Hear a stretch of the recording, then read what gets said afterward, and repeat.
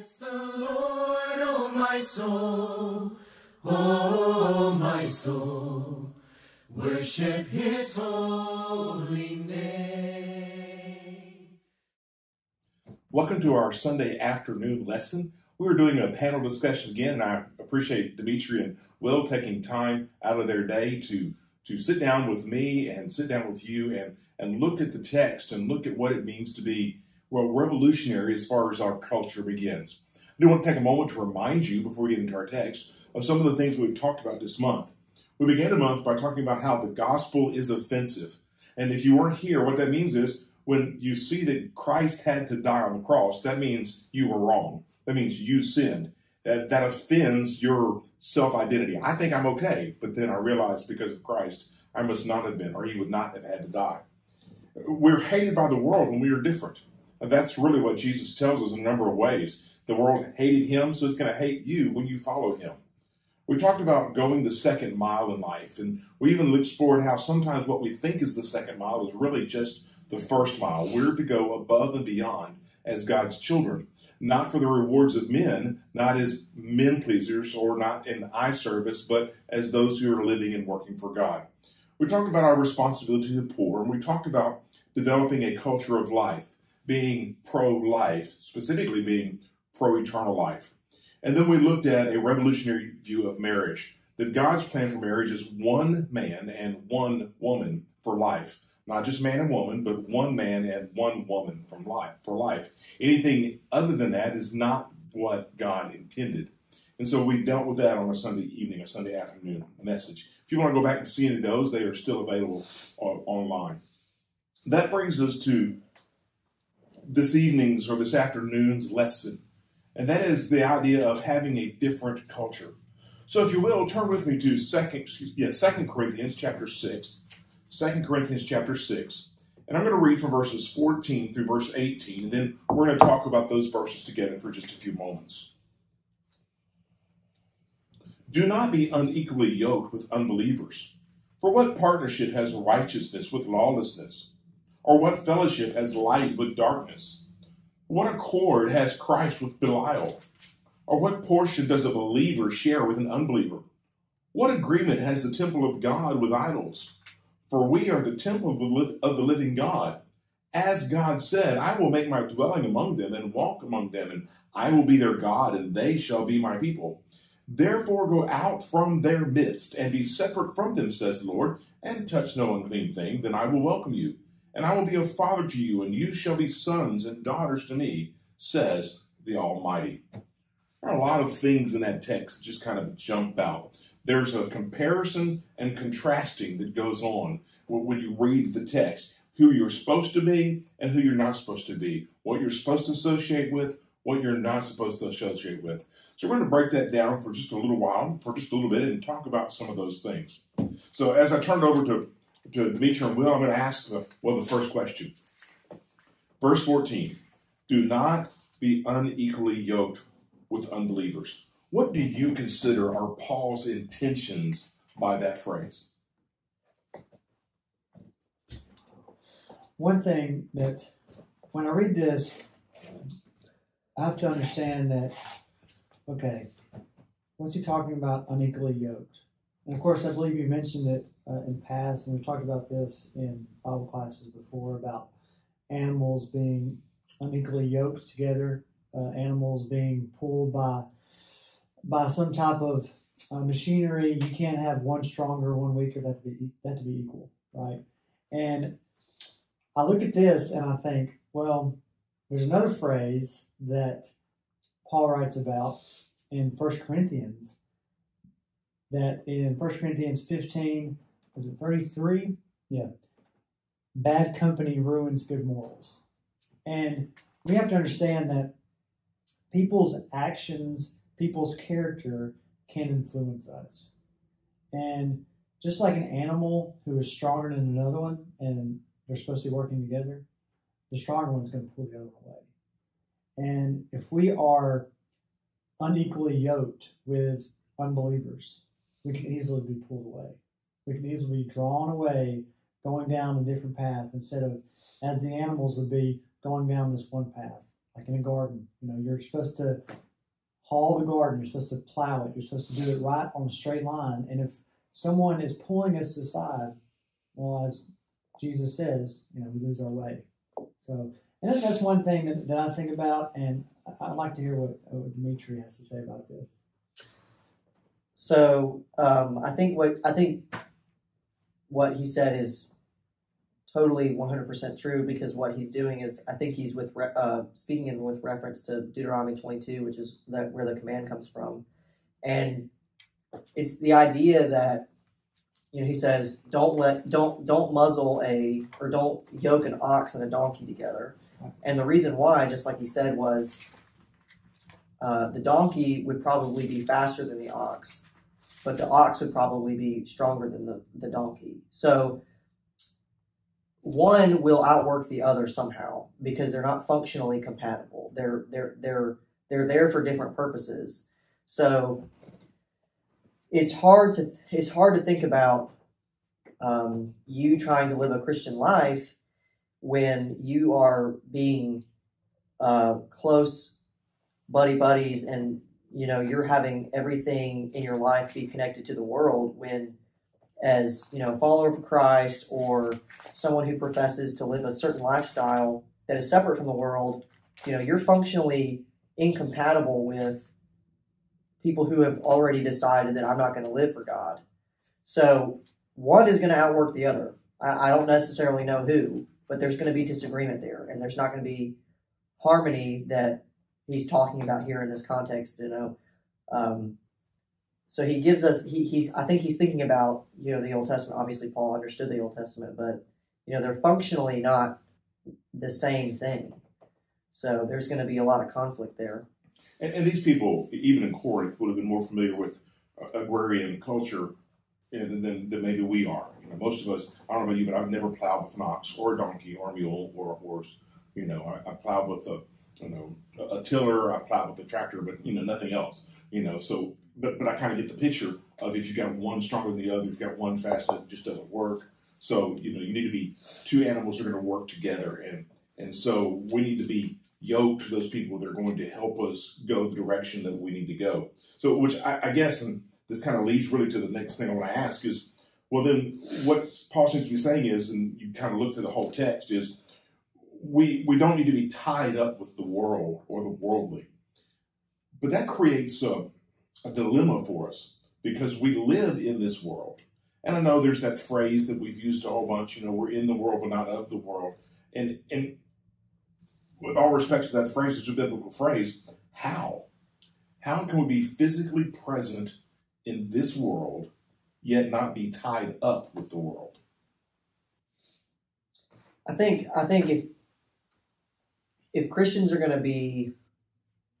to notice that dilemma, that is a paradoxical reality, that Christians are supposed to be different from the world, yet they have been placed in the world by God, then they're going to have to make some decisions on what they're going to do to deal with that.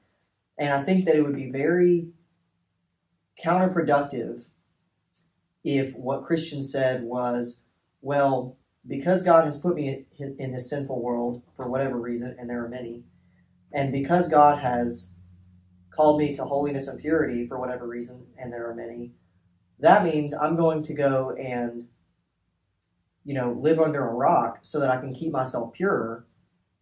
Then we're not doing the world any favors.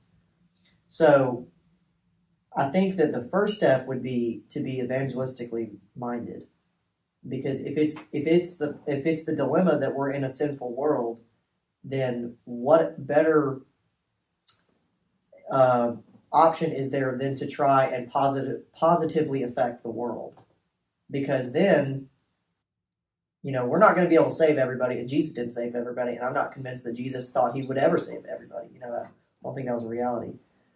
But it would be a waste of human effort and Christian availability if we were here and we said, well, we don't want to be influenced by the world, so we'll just let the world continue to be the way it is and just kind of exit the world. So I think that's the first step. Well, and there have been many individuals and many groups that have tried just that. You know, your third, fourth, fifth century hermits in cloisters where they tried to just stay in a small group and your convents and things like that and try to isolate. You know, that didn't work. You know, there are groups even today that, you know, live in different parts of our country that isolate themselves and act and dress and do things differently. And what impact are they having? And there's an influence they have, but there's also a distance that creates. So it's a fine line.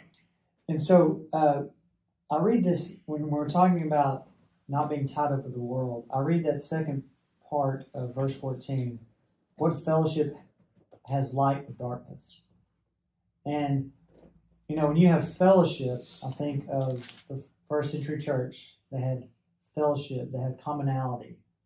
And I read that, and you know that light and darkness are contrasts. They don't go together. And John talks about Christ as the true light. And John, in the first chapter of John, he says that the light shines in the darkness, and the darkness has not overcome it. And, you know, there's always going to be that light and darkness, and you can't really fellowship and be one with the world if we're going to be the light. And so we have to understand, if we're going to be Christians, you know, are we truly imitators of God, as Paul would say in Ephesians? Are we going to be individuals that radiate Christ? And so when you do that, you're thinking, okay, what is my purpose? So really, it's a cognitive effort of waking up every morning, and you know, it's easier said than done. Us three here, we're not perfect by any means, and all of us three right here, we wake up every morning, and we have to make sure that we are doing what our mission is. Am I showing the light of Christ? And I think that comes to what I think is maybe it's almost his concluding verse when he starts quoting from the Old Testament. There in verse 17, he says, "Therefore go out from their midst to be separate from them, says the Lord." So, you know, that to me relates the idea of Christians maintaining a culture that is revolutionary, that's different from the world. That, you know, what Paul is saying in this whole text, you know, what does light have to do with darkness? What does righteousness have to do with lawlessness? You know, what does this have to do with that? A believer, what does a believer really share with an unbeliever? You know, what does the temple of God have to do with idols? You know, those are contrasting things. And so what he's saying is, so we need to pull ourselves away from those things. And I think that's why he quotes this text. And I didn't look up what the text was, and you may have. You know, therefore go out from among their midst to be separate from them, says the Lord, and touch no unclean thing.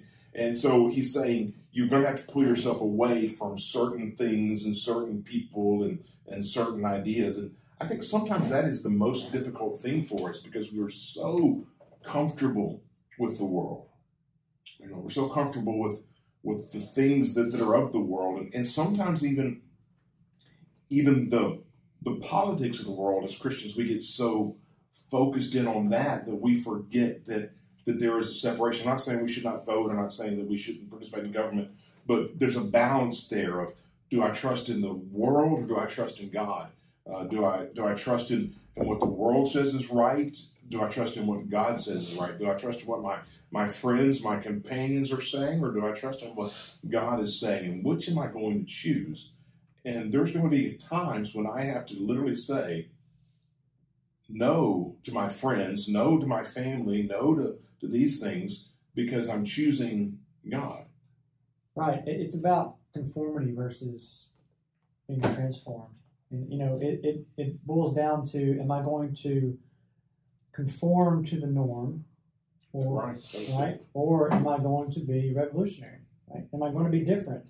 And I always think of when the Christians were first called Christians, they didn't gather around and say, "Hey, let's call ourselves Christians." They were called Christians by the outside world because they saw that they were different. And you look at, because, you know, they were different, they were set apart. They were not tied up to the world. They were being different because they chose to do that. And yes, obey the laws of the land and understand what government is and all these different things. But you don't have to conform to those things. You listen and you abide by the rules, but you are different in the sense that, okay, I'm going to be a Christian, and what does a Christian do in this circumstance? So, and I think that's what it boils down to.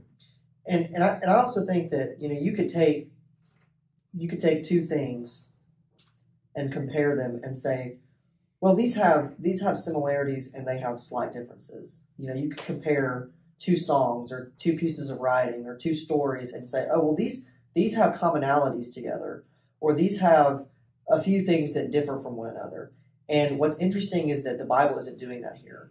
He's not saying, okay, you can be in the world and then sort of out of the world, or sort of in the world and then, so forth, and you can have some commonalities. No, there's like this total 100% contrast that he's painting here with these, basically rhetorical questions. And what's interesting here is I'm looking at the text, and there's technically no verb here when he asks these questions. He says, what, sharing righteousness and lawlessness. And because the verb, what is there is implied, is to show that there is the most direct contrast that can be there, that can be written.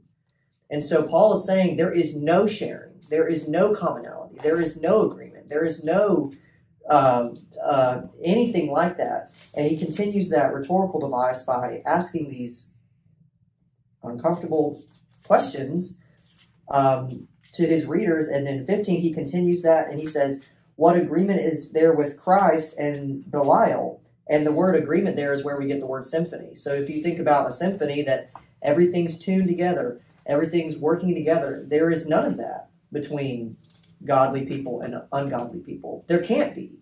So he's not saying, okay, let's make a Venn diagram here, and let's graph out our differences and on each side, and then let's go in the middle and look at the couple things that we have in common. Okay, there's none of that.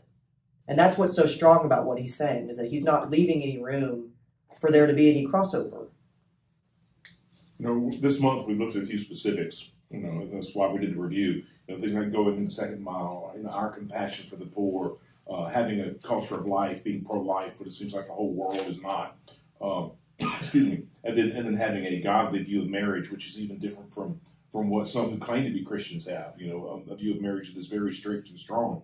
What are some other areas that you think, as you just, off the top of your head, or maybe you've had a chance to write it down, what are some other areas where we should be culturally different? So much so that people go, y'all are different. I wrote a couple down. I have things like humility, responsibility, work ethic, and critique. And I won't talk about all those. But I do think that, okay, so when I was looking at this, I kept on thinking of the Ariana Grande song that says something like, I see it, I want it, I like it, I got it. And so her whole song is, okay, I have enough influence with myself that I can do whatever I want, and no one can tell me no, and no one has any influence over me, and I don't have to abide by any kind of standards. And that is what the world is bound by, is this idea that we control ourselves and we sustain ourselves, and that there is no moral law or moral standard that we have to follow.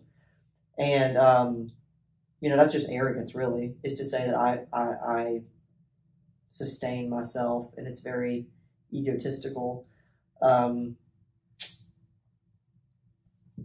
have others, but I'll stop.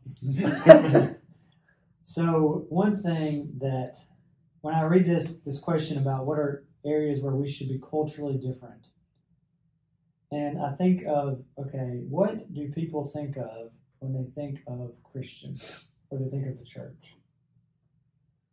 And we have to make sure that it's not what we abide by what people think.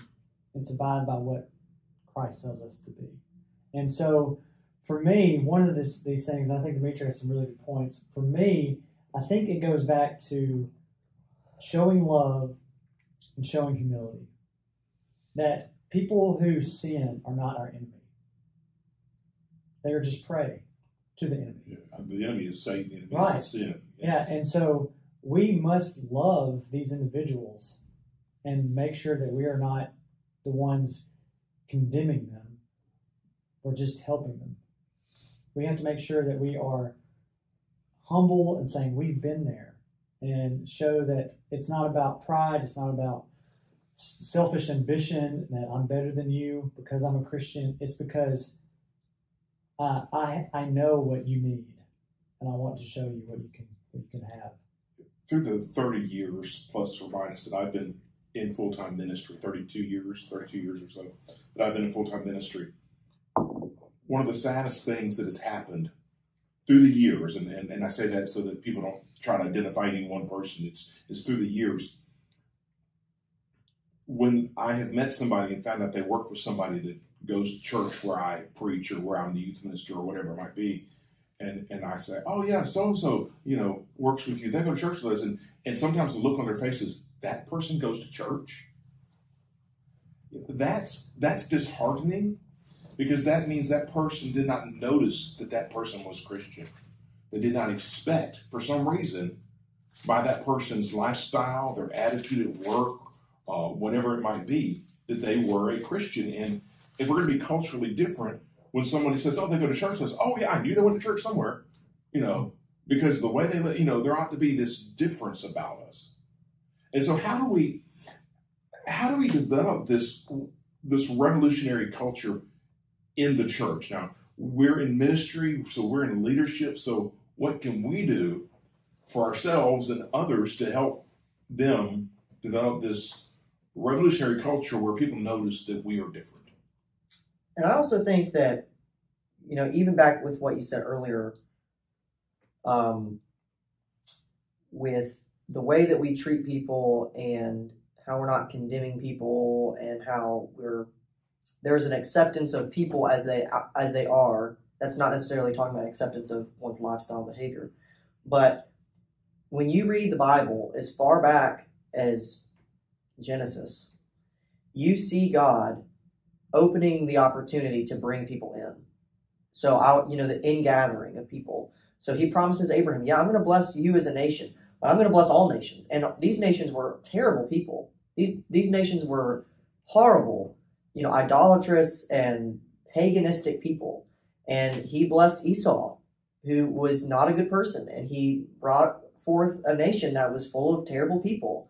And he blesses the Gentiles and brings them into the community of faith in Romans 11 and in Ephesians is talking about this mystery. And so how are we supposed to bring about a culture of acceptance and ingathering and forgiveness if we can't be like God in that way? That's so opposite of what Jesus did. That's so opposite of what God did through the entire corpus of the Bible. And I think that's part of where we need to start is by, letting people come. We're not here to build walls. One of the catalysts for this entire year of talking about revolutionary, there were a number of catalysts, but one of them was a song that came on the radio. Even after I started talking about being revolutionary, was a song that started coming on the radio on Christian radio that says, why does kindness have to be so revolutionary? And that's what you're talking about. That's what we're kind of saying is we need to develop a culture of kindness. We may disagree with somebody, but we can still be kind. We can still love them and treat them the right way. And one thing is that, I believe we have to be in the hospitality service. And you look at the word hospitality and you're welcoming people in. The word within hospitality is essential. Hospital. You're welcoming in the sick. And as if we are in the servant mindset of like all these individuals, these businesses that serve others, hotels, maids, all these different, you look at restaurants, you look at all these people who go and they're serving these individuals. What if we had that mentality of someone coming through the door, whether they've been here for years or whether it's their first time, and it is hospitality service. It is welcome. What can we do for you? And so I think when you build that mentality, essentially, it should scatter down. That these people are treating me with respect, even though I'm a sinner, even though I've done this. They don't accept the sin, right? They accept me even though I am a sinner. And so they take that mentality and they apply it to their life. And so I look at Jesus and I look at his lifestyle and I look at Paul and his writings and I look at John, I look at all these authors, and they're essentially looking at other people and saying, love these people and help them. It's never hate them and turn them. It's love them and accept them and help them out. And I think if we, this day-to-day mindset of making that choice of if I'm going to do that, what does that look like? It's a daily effort. It's not you wake up and it happens. But let me kind of wrap this all together, because we've got about 20 minutes or so. As I look at this, what we're saying and what I'm gathering from this is, in order to have a different culture, we're just going to be different. We're going to have a different aim and a different focus. Our focus isn't on the things of the world. Our focus isn't on the things that the world says makes you happy, but our focus is on the things of God. And in doing that, it's going to make us kinder. It's going to make us more hospitable. It's going to make us more focused on issues of salvation and bringing people to Christ and not pushing them away from Christ. Not saying you're a dirty sinner, you have nothing to do with Christ, but you have sin in your life. It's hurting you, it's breaking you. Let me introduce you to the healer. So it's a whole change in mindset that we need to develop and we need to teach and let it, to borrow something from Reagan economics, trickle down. Let it trickle down from as it begins. Just do it and be the example that we learn from Christ, and so we can say, look, this is who we're supposed to be. And I think that also, if we're going to talk about culture, the question is, how do we develop a revolutionary culture? Well, I just kind of wrote in the blank, well, how does culture develop in the modern world? And culture develops very slowly. Cultural norms do not happen overnight. It is not possible. It's the same way with all sorts of things that you see on a daily basis. So we cannot be expecting for the church to, flip over this new leaf type of mentality and just be a certain way the next day. That's going to take thoughtful, intentional work on the part of ministers and elders and deacons and everybody working to this participation, this symphony, this working together that we're talking about to bring about change. And I think that if we go beyond that, then we're going to get into a mindset of really, really harsh judgment and pride and criticism that Jesus condemns all throughout his ministry. So culture, if we're going to create culture, then we can't expect for that to happen overnight. It's really just one day at a time. Mm-hmm. It's each person taking one day at a time, say, today I'm going to be like Christ. Today I'm going to live different. And make the mistake. Okay, made a mistake today. Let me get up and let me do this again. It's creating a culture of being better than we were the day before. All right, thank y'all for the discussion. I enjoyed this. Thank y'all for joining with us, and hope maybe you get something out of this. We don't necessarily have a whole lot of notes when we're sitting here. We're just discussing this as maybe you would in a small group and learning from each other. We appreciate you joining us. We look forward to being with you. Look forward to these and the next time that we're together. Until then, our prayer will be that God will bless your day. I'll worship your holy